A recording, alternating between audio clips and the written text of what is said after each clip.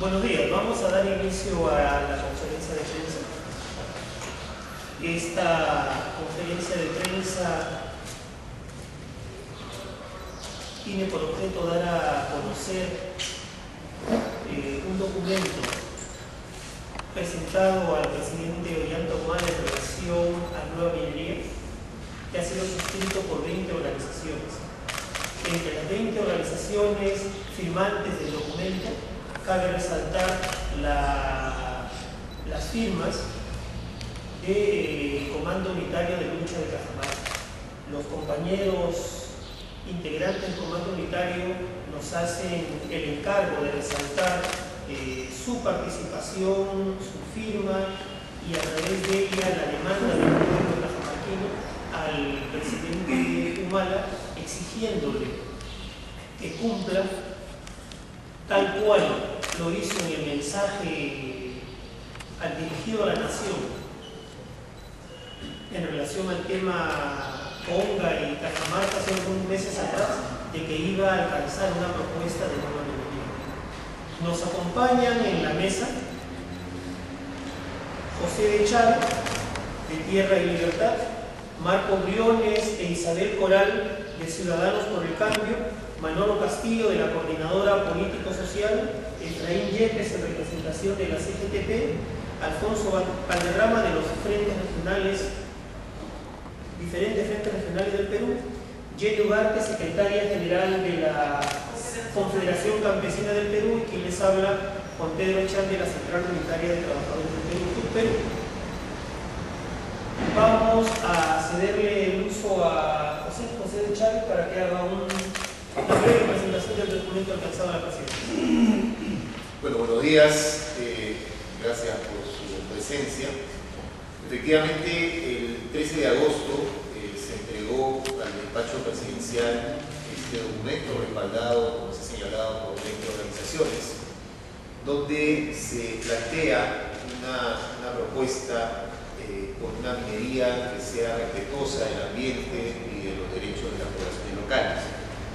El documento es un documento que ha sido construido de manera colectiva por el conjunto de organizaciones, parte de dos ideas básicas, ¿no? Dos ideas centrales que creo que es importante subrayar.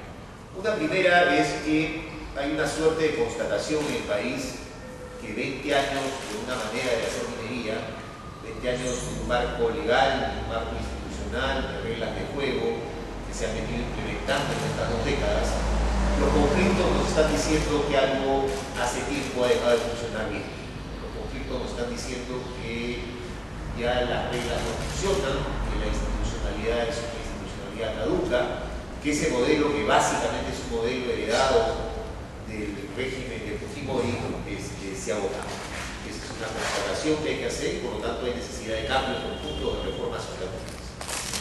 Lo segundo, la segunda idea fuerza que está en el documento es que el país tiene que comenzar a construir una suerte de nuevo acuerdo de gobernabilidad frente al tema de industrias extractivas. Minería, sin duda, es una actividad fundamental, pero cuando hablamos de actividades extractivas también estamos hablando de otras actividades como los hidrocarburos, la pesca, los bosques, etc.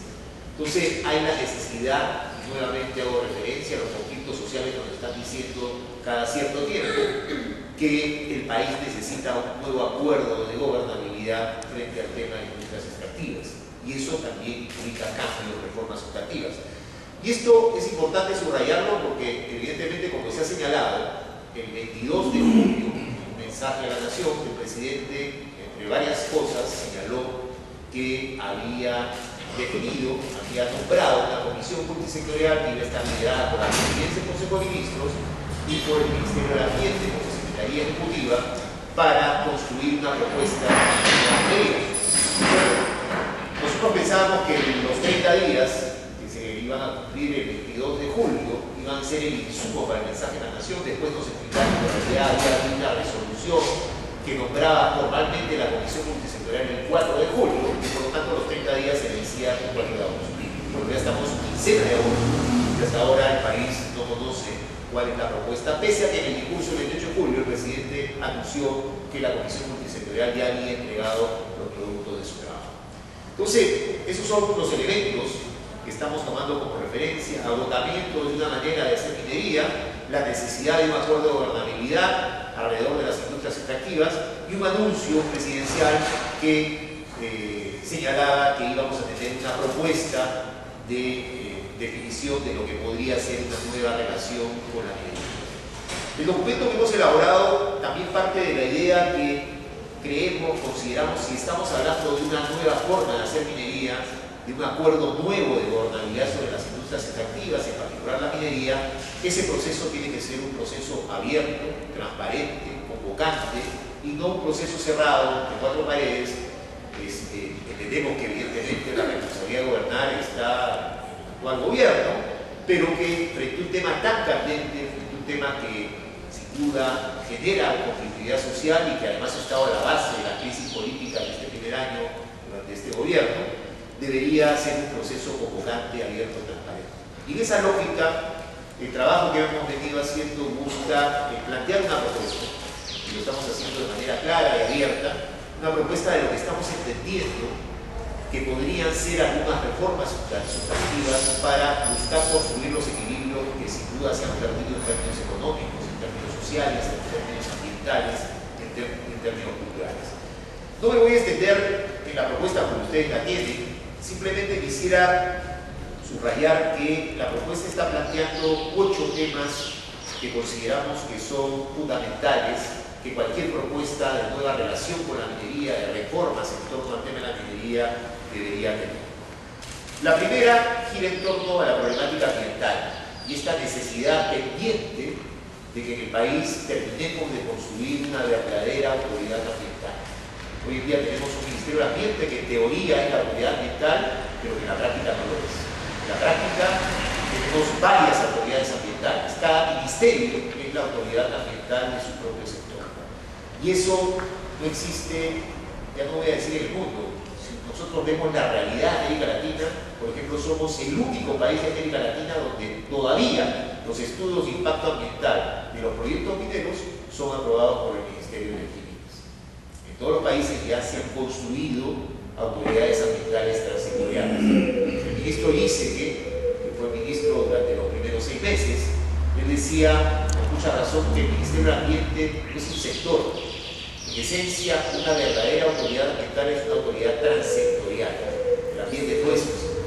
Entonces, una primera propuesta que estamos haciendo es construir una gestión ambiental que sea transsectorial y dotarla de los instrumentos, estudio de impacto ambiental, evaluaciones ambientales estratégicas, límites máximos permisibles, estándares de calidad ambiental, las competencias que hoy en día no están lamentablemente en el Ministerio del Ambiente. Por lo tanto, ahí hay un primer gran tema.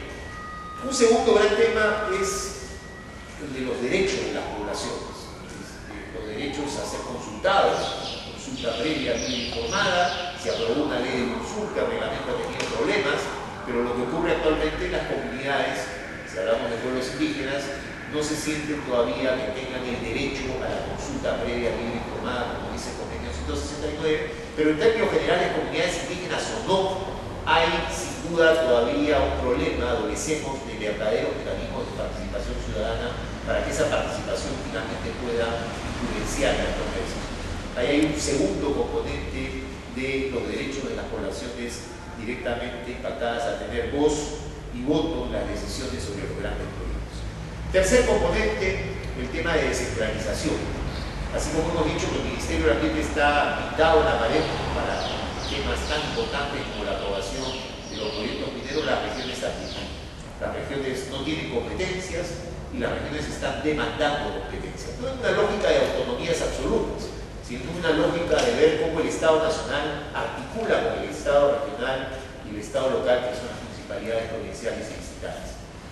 Ahorita los estudios de impacto ambiental se aprueban en Lima, las regiones no son informadas, ni siquiera se les consulta, las concesiones se entregan en Lima, las regiones no son informadas, es decir, todos los mecanismos que tienen que ver con los proyectos mineros, esos procedimientos las regiones no tienen ninguna opinión que dar, salvo en la pequeña minería, que es el único eje, el único rubro en el cual la región. Por lo tanto, el tema de regionalización, descentralización, competencia, sentimos que es un debate que también está planteado alrededor de los conflictos. Un cuarto punto, el tema de la salud macroeconómica, la salud de la economía del país. Se sabe, se dice, no lo negamos, que la minería es una actividad importante. 60% de lo que exporta el país son exportaciones mineras. Casi el 30% del impuesto a la renta lo aportan las empresas mineras. Nadie niega la importancia de la minería. Sin embargo, es una importancia que tendría que ser más relevante. Porque, por ejemplo, hace 10 años que el país está discutiendo la necesidad de colocar un impuesto a la soberanía. Hemos perdido 10 años de precios altos y, sin embargo, hasta el momento no se ha podido tomar una decisión como Estado de colocar un impuesto a la soberanía. Y las empresas siguen teniendo un conjunto de beneficios tributarios. Pero además, en este tema de la salud macroeconómica, lo que estamos reclamando es que la planificación de la inversión minera debería ser competencia del Estado y no de las empresas mineras. Cuando ustedes ven este cuadrito de más de 50.000 millones de dólares de inversiones mineras, pero ese cuadrito, digamos, lo termina de elaborar el Ministerio de Energía y Minas, pero quien decide cuándo se invierte, dónde se invierte, no es el Ministerio de Energía y Minas, no es el Estado peruano, son las empresas. Entonces estamos planteando esta necesidad de planificar la inversión minera en función de los intereses del país y no como ocurre ahora que la planificación de la inversión minera está en función de las empresas y no necesariamente del país. Porque además, cuando hablamos del recurso minero, estamos hablando de un recurso que no es renovable, un recurso que se agota, que se termina. El otro tema que estamos colocando es la necesidad de transparentar la información vinculada a la minería. Transparentar los aspectos financieros, pero transparentar los contratos, transparentar los impuestos que se pagan, transparentar toda la información ambiental. Es decir, hay un problema de falta de transparencia. El Perú ha firmado una iniciativa global que se llama la Iniciativa de Transparencia Financiera de las Industrias Extractivas, que es hasta el momento un mecanismo voluntario. Y lo que estamos diciendo es que ese mecanismo voluntario debería convertirse en un mecanismo obligatorio. Por lo tanto, el tema de la transparencia también aparece en la propuesta. Después, la promoción de los derechos humanos y el fortalecimiento de la democracia y la soberanía nacional. Esta situación, el Perú está siendo demandado en el sistema interamericano de derechos humanos y el mayor número de demandas tiene que ver con problemas vinculados a industrias extractivas. Loroya, San Mateo Huancho, son algunos de los casos por los cuales el Perú, el Estado, todos los peruanos estamos siendo demandados. Hemos, en el proceso de discusión, incluido algunos componentes. Por ejemplo, hemos incluido el tema laboral, que es un tema fundamental. Estamos planteando el respeto de los trabajadores mineros y la defensa al derecho a un trabajo decente. Hoy en día, el 70% de los trabajadores mineros no tienen relación directa con empresas mineras. Son trabajadores de estas empresas intermediarias, de estos servicios. Y por tanto son trabajadores de segunda categoría, no tienen todos los derechos, no tienen derecho a la sindicalización, hay todo este tema de las jornadas atípicas, las jornadas acumulativas, ya no hay el tema del campamento, es decir, hay una serie de situaciones que afectan el tema de los derechos de los trabajadores mineros y quizás el dato más significativo es el que mencionaba. Apenas un 30% de los trabajadores están en planilla, el resto depende de estos trabajos eventuales, y si uno mira los niveles de accidentes fatales, precisamente son esos trabajadores que son trabajadores que desempeñan labores de mayores riesgos, pero además que no tienen la capacitación adecuada y necesaria. Y por último, también estamos incorporando en el documento el tema de la minería informal, el tema de la minería ilegal, el tema de la minería artesanal. Hay diferentes denominaciones para referirnos a esta otra cara de la minería. Así como ha habido el boom de la gran minería, también ha habido el boom de la pequeña minería, que tiene expresiones en esta minería aluvial en la Amazonía peruana, en zonas como Madre de Dios, pero que también es minería subterránea en zonas como el Sur Medio, La Libertad, Ancas y algunas otras regiones. Hoy en día prácticamente no hay región en el país donde no haya este tipo de minería.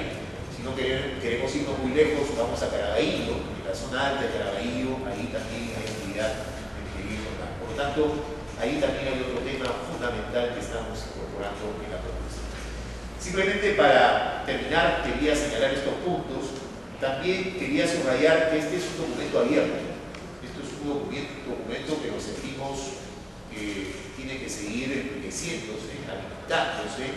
Por eso señalábamos al inicio que consideramos que cualquier intento de construir un acuerdo de gobernabilidad frente a las industrias extractivas tiene que ser un proceso abierto, transparente, que convoque a todos los actores, porque estamos seguros que todos los actores tienen bastante que aportar en una propuesta que finalmente permita construir esto que estamos denominando un nuevo acuerdo de gobernabilidad para las industrias extractivas. Decíamos que en la mesa estaban representantes de organización. Su presencia expresa el respaldo y comenzamos por Ciudadanos por Cambio. Bueno, nosotros estamos aquí respaldando esta carta o firmantes también de esta carta que nos envió el señor presidente de la República. Creemos que esta es una iniciativa absolutamente legítima en este momento en que el Estado peruano tiene que decidir sus políticas con respecto al trato de la minería, incluso para el futuro de esta sociedad, no solo para resolver los conflictos de hoy, sino para prevenirlos hacia adelante. En ese sentido, nosotros estamos totalmente comprometidos con esta lucha por un trato transparente, democrático, preventivo de los problemas que puedan surgir de esta ausencia, digamos, de políticas adecuadas para la resolución de un tema que es estratégico para el país. Entonces estamos aquí con todos dispuestos a respaldar esta lucha que seguramente no acaba hoy con un pronunciamiento como este, como ha dicho el expositor, pero que esto da para adelante y es una campaña la que hay que sostener con un compromiso pleno, no solo de lo que estamos aquí en la mesa, sino involucrando cada vez más a la comunidad. Gracias. Jenny Ugarte, secretaria general de la Confederación Campesina del Perú. Sí, bueno, nosotros también estamos respaldando esta carta y esta propuesta que estamos haciendo todas las organizaciones nacionales. Bueno, al menos la Confederación Campesina del Perú, lo que su propuesta y lo que quiere y propone también al gobierno nacional es que los pueblos de las comunidades campesinas donde se está haciendo la minería sean pues consultados con el consentimiento, porque sabemos que en Cajamarca también el caso Conga, por ejemplo, se ha estado explotando hace años todavía, ¿no? Pero sin embargo Cajamarca está en la extrema pobreza, el caso de Espinal también, ¿no? Yo creo que los conflictos sociales se ha estado viéndose estos tiempos y a raíz de eso también pues estamos haciendo esta demanda al gobierno central. Bueno, también la Confederación Campesina del Perú no está en contra de la minería. Lo que queremos nosotros es una minería responsable, una minería sana, una minería con desarrollo. Alfonso Valderrama, de los Frentes Nacionales. Bueno, a nivel de los frentes regionales, apoyamos esta iniciativa porque los mayores conflictos que se han producido no solamente en este año del gobierno de Ollanta, sino también de todos los gobiernos, han sido precisamente de nuestra región. Y una de las actividades extractivas por carácter de un estado primario exportador, precisamente ha sido minería. Y por lo tanto, en la propuesta de la gran transformación, Ollanta allí en ese programa de la gran transformación nos propone un proyecto nacional de desarrollo, asunto central a resolver, ¿no? En nuestro país si queremos salir del estado en que nos encontramos. Yo creo que por eso este planteamiento que se está haciendo, con los 8 puntos que ha mencionado el ponente, tiene que ser respaldado y pedirle a este régimen, a este gobierno, al señor Ollanta-Humala, para solucionar los problemas que hay del Perú profundo, tiene que sentarse a dialogar con nosotros, tiene que sentarse a dialogar con los verdaderos representantes del pueblo y de las organizaciones sociales y laborales para plantear esta alternativa y esta salida. Las iniciativas legislativas se pueden dar, el Congreso está para dar leyes, ¿no? Pero no la dan pues, ¿no?, adecuadamente, y por eso los problemas sociales. Por eso esta iniciativa, esta carta, es exigirle un trato directo para presentar un proyecto, una propuesta que en trato directo, ¿no?, resolvamos estos problemas. Yo creo que los entes regionales, está de más decirle, ¿no?, está en Cajamarca. Nosotros del gobierno aprista firmamos 8 mesas de diálogo, ninguna se solucionó. Por eso que Cajamarca no quiere levantar su medida de lucha, ¿no?, ahí está. Va a haber posiblemente Huánuco, ¿no?, la minería informal, ahora quiere también levantarse, ¿no?, igual va a volver posiblemente Espinal, ¿no?, va a volver también, ¿no?, Tía María. Pero antes que suceda eso, si quiere darse salida a los problemas del país, ¿no?, ojalá nos hagan ¿no?, eco a esta carta y lo reciba pues el presidente o sus instituciones para dialogar y presentar este proyecto. Efraín Yepes, en representación de la CGTP. Bueno, agradecerles por esta oportunidad y saludar a la prensa. Es importante que el tema más sensible que es la minería, que en estos últimos tiempos está dando en el quehacer, digamos, político, social, económico del país.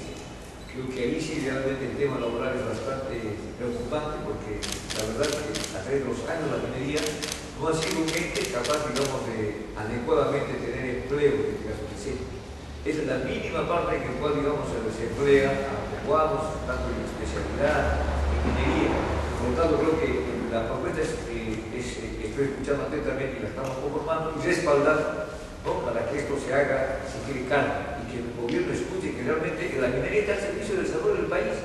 Por el momento, simplemente, por la misma actividad, solamente, como dice el término, se ha llevado el oro y el oro fuera del país.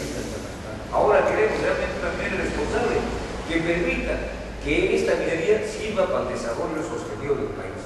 Creo que es ahí la orientación, y estos puntos puestos ahora la respaldamos, la suscribimos, para que realmente se escuche a las organizaciones, se escuche a los estamentos, se escuche a los técnicos que conocen realmente sobre minería. Y creo que ahí sí vamos a poner énfasis y vamos a tener que, si quiere, acudir a que realmente el gobierno escuche, vuelvo a decir, estas demandas del pueblo peruano a través de lo que se ha dicho sobre la descentralización verdadera, una descentralización que realmente cumpla con los cánones, digamos, de desarrollo del país. Por eso la CGTP suscribe y, en este caso, respalda esta propuesta, que debemos de todas maneras hacer el seguimiento de los problemas. Manolo Castillo, de la Coordinadora Política Social. Bien, agradeciendo su presencia, señores periodistas, nosotros hemos acordado respaldar esta iniciativa al evaluar lo que ha significado, por un lado, el mensaje a la nación del presidente Ollanta-Humala. Se generaron algunas expectativas en el movimiento social y popular. Frente a ello hemos visto fundamentalmente un mensaje continuista y un modelo económico que definitivamente no es la solución para la demanda de nuestro país, sino fundamentalmente para continuar con esa propuesta de mantenernos en un país primario exportador. En ese sentido, hemos visto una serie de falencias en ese mensaje, y entre ellas está el tema que hoy nos convoca, que es el tema de la minería. Definitivamente ahí no hay un planteamiento concreto, el cual nosotros estamos justamente suscribiendo este documento de pedir al gobierno que se pronuncie objetivamente, y creemos de que aún hay una oportunidad de exponer en la próxima presentación del gabinete ministerial en el Congreso, que es el 20 de agosto, a través de los ministerios correspondientes, exponer este tema, qué cosa percibe el gobierno como nueva minería. Pero cosas tan sustanciales para el país, obviamente requiere una participación activa de los actores principales de esta situación. O sea, hablamos de las comunidades campesinas, de los trabajadores, de la sociedad civil en torno a este tema, porque sencillamente no se puede estar abordando un tema tan trascendental como es el de la nueva minería desde una óptica continuista de un modelo. Tiene que ver y hay alternativas desde el movimiento social y popular frente a ello. No se trata, y esto es importante aclarar, de que estamos en contra de la inversión minera, sino se trata fundamentalmente de en qué condiciones se debe dar ella, porque un país que realmente se respete debe justamente suscribir contratos a los cuales esté sujeta la empresa minera y no al revés como en estos momentos se viene dando.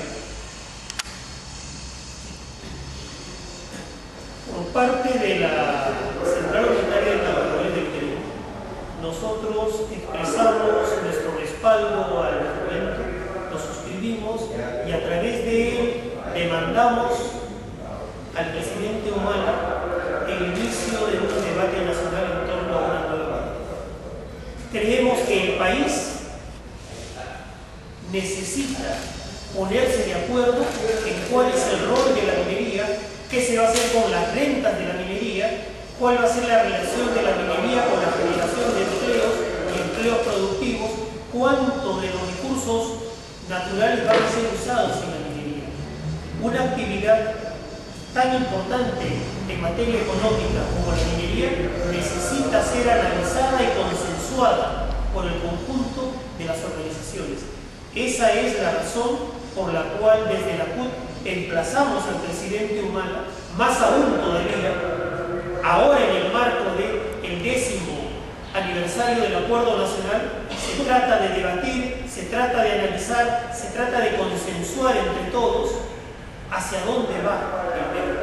Nosotros, como ya se ha dicho, no creemos que este modelo primario exportador genere empleo. Como Central de Trabajadoras y Trabajadores, estamos procurando que haya empleo digno, que haya trabajo decente para todos.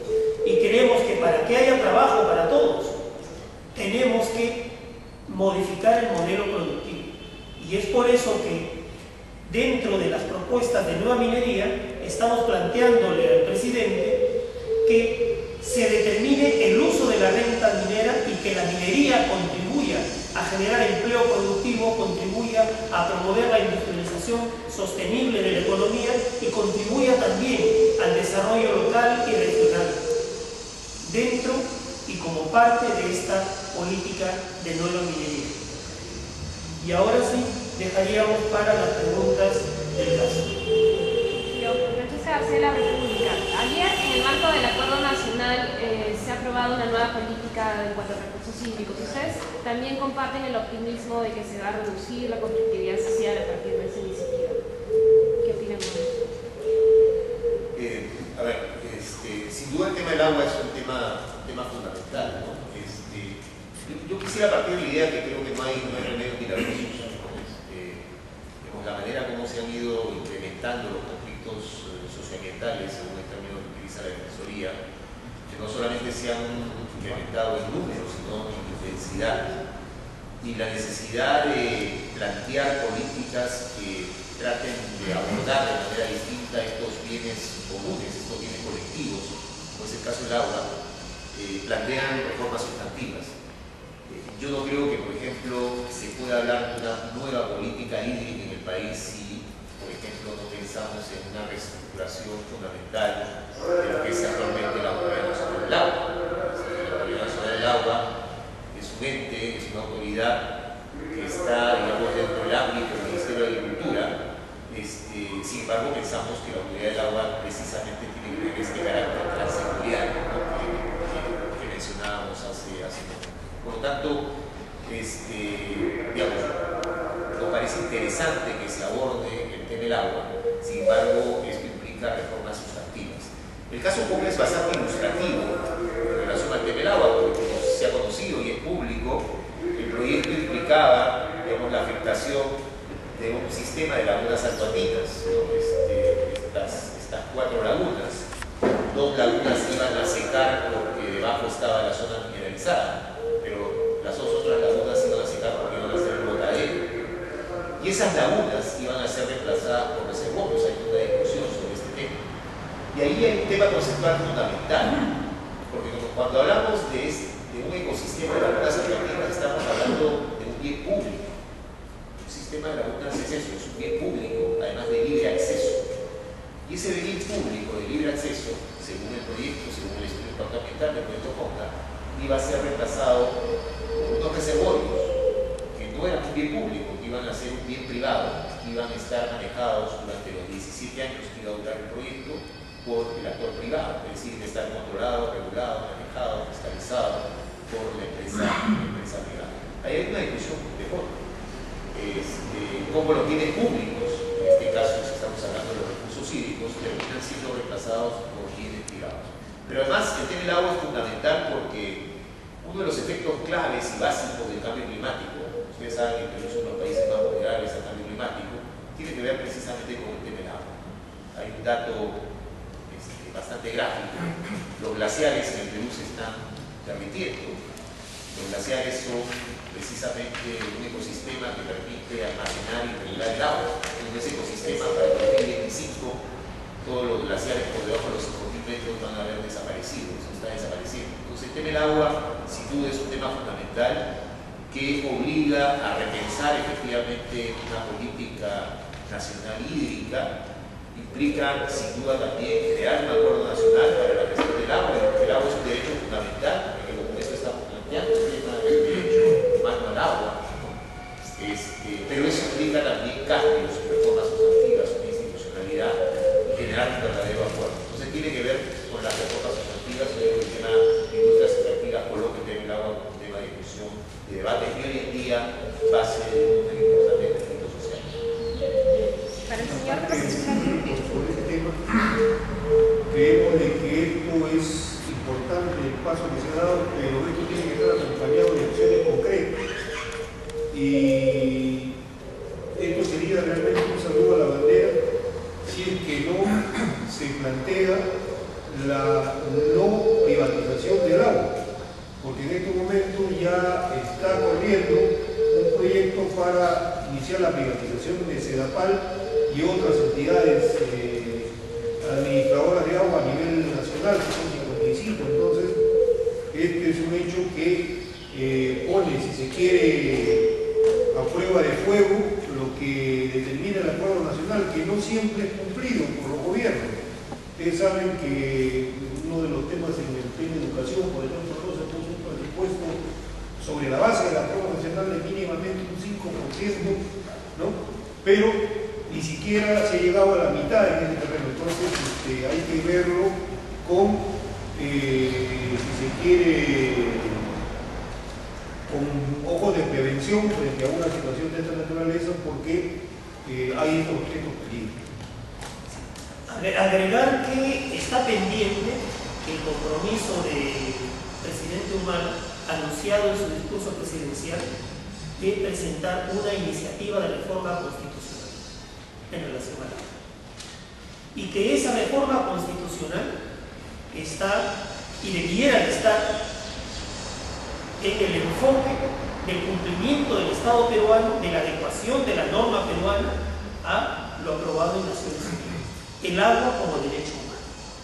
Ciertamente el agua es un derecho fundamental, pero sí hay matices de diferencias entre lo que es el agua como derecho humano y el agua como derecho fundamental de la persona.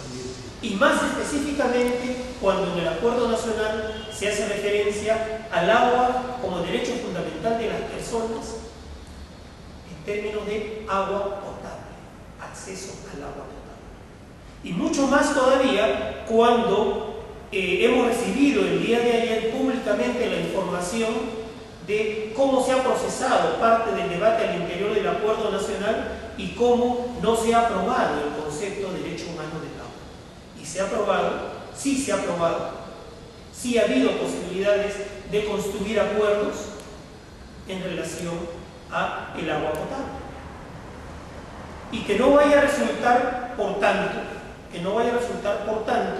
que no se cumpla el acuerdo de la reforma constitucional en relación al derecho humano, al agua como derecho humano, y que no vaya a terminar siendo el acuerdo nacional y la foto de Palacio del día de ayer como la justificación para después no tratar el tema.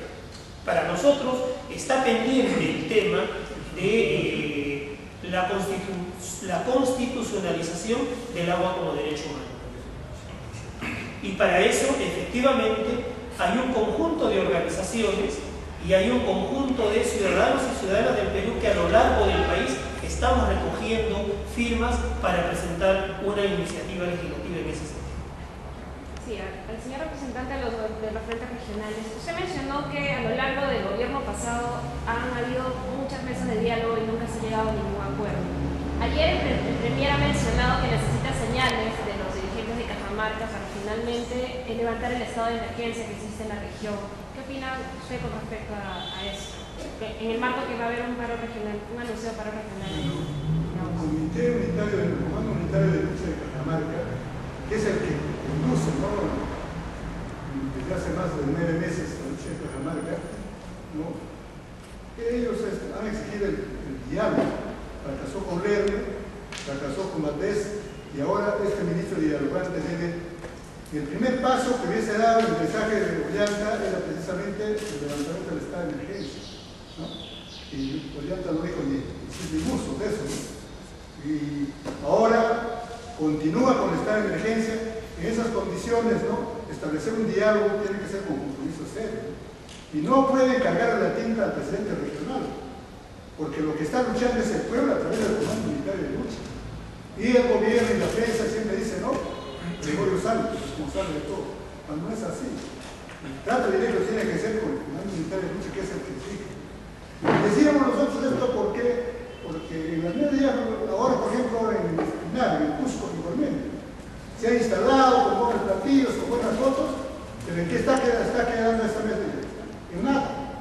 Y el pueblo de Espinar, su frente de defensa, posiblemente en el tiempo más corto va a revisar la medida de lucha. Entonces no queremos ese tipo de diálogos. Entonces, por eso es que el Comando Militar de Lucha no cree ya en las autoridades intermediarias, no quieren aquellos que son manejados como títeres, quiere un trato directo, el diálogo en conversaciones con el responsable que es el gobierno. En esas condiciones solamente, lo demás va a ser difícil.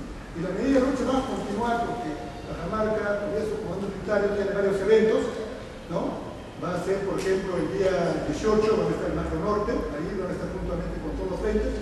El día 8 de septiembre, ¿no?, van a estar en un encuentro juntamente a nivel nacional con todos los frentes y con las organizaciones laborales y sociales, donde darán una alternativa, una salida continua, no escuchar a este gobierno, no a lo que ellos plantean.